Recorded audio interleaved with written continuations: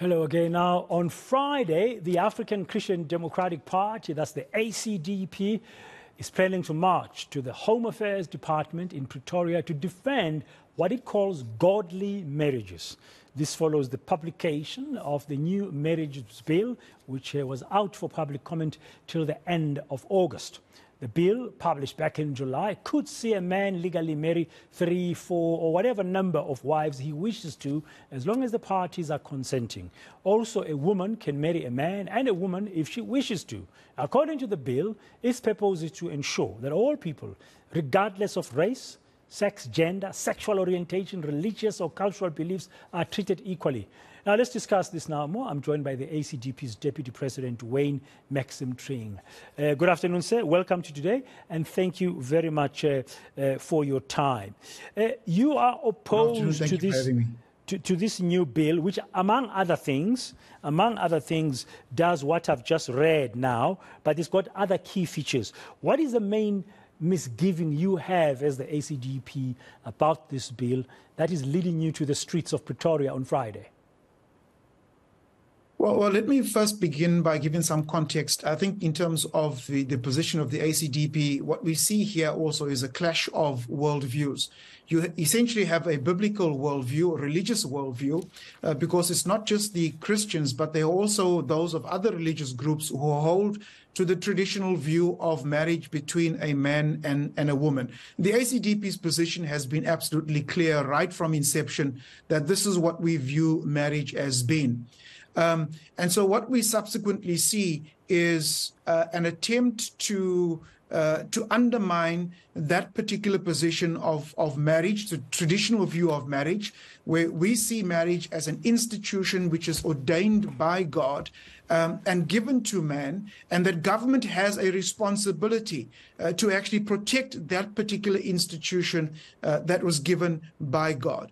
This institution does not come from government. It's the institution of marriage is an institution that comes from God. And so many religious organizations and those who hold a particular religious view, Christian or otherwise, would attest to the fact that this is the normative view that they hold.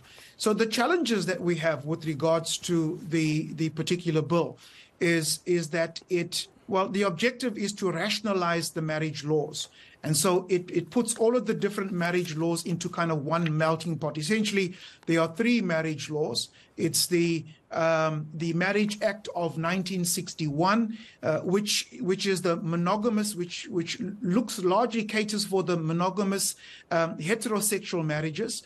And then there's the second marriage law that we have is the recognition of customary marriages, which allows for polygamy and polygamous marriages. And then the third is the Civil Union Act of 2006, which allows for same-sex marriages. Now, each of these, and the court has actually found that there's no problems with these particular laws, these marriage bills, because they cater for the differences found within the pluralistic society that South Africa actually is.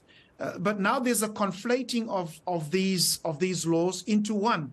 And essentially what it does is that where your Marriage Act 25 of 1961 caters for heterosexual marriages, monogamous marriages, and the recognition of husband and wife. In the new marriage bill, there is no recognition in terms of the monogamous heterosexual marriage of husband and wife.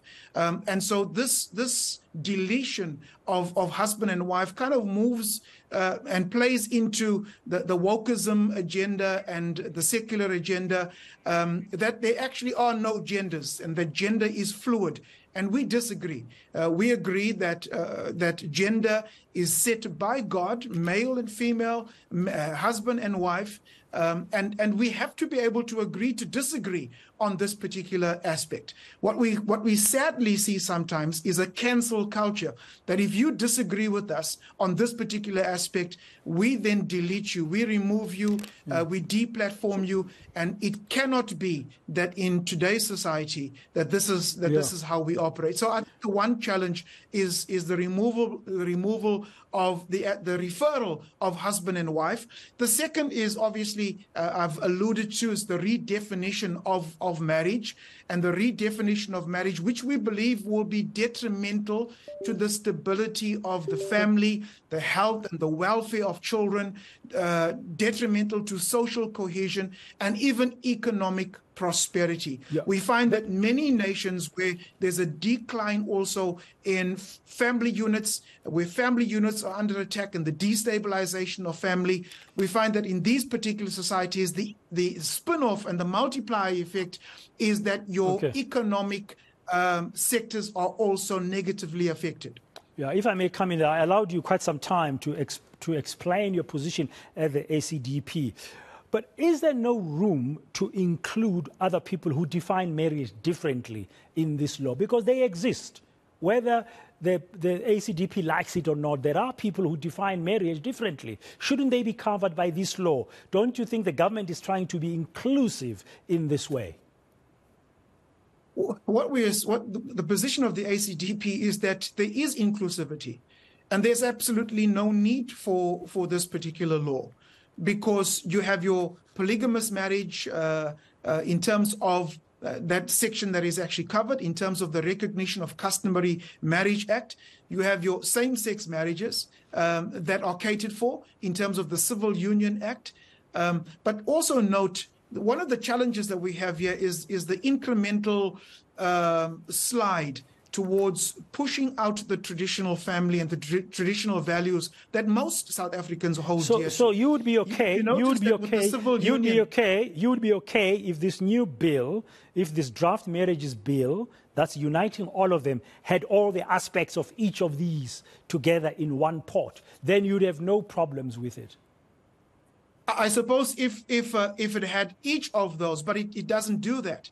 And so this is a part of our problem. It doesn't do that because there's the exclusion of reference to husband and wife. The second key factor is that there is absolutely no exemption for religious or conscientious objection. And so previously, there was with your Civil Union Act of 2006, those who objected and had a religious or conscientious objection to marrying, for example, same-sex marriages, they were exempted from doing that. But then we had then the Civil Union Amendment Bill Act of 2020, which removed that and says, no, you have now no choice. You actually have to. So while we look at the equality in terms of sexual orientation and gender, but when it comes to your religious and your conscientious freedom, those religious and conscientious freedoms are being trampled underfoot. So and as we conclude, that is a major problem for us as the ACDP. As we conclude, so the ACDP will be hitting the streets of Pretoria on Friday. Are you still going ahead with that march? Yeah, absolutely. The march is going ahead, and in fact, we will have marches also in all of the different provinces, where the ACDP, together with those of the different religious sectors, are welcome to come together, join the African Christian Democratic Party as we defend the institution of marriage. Thank you very much. Deputy President of the ACDP, Maxim, Thring, explaining their position, why they are opposed to the consolidation of all these different marriage bills in South Africa into one. So we stay with this draft marriage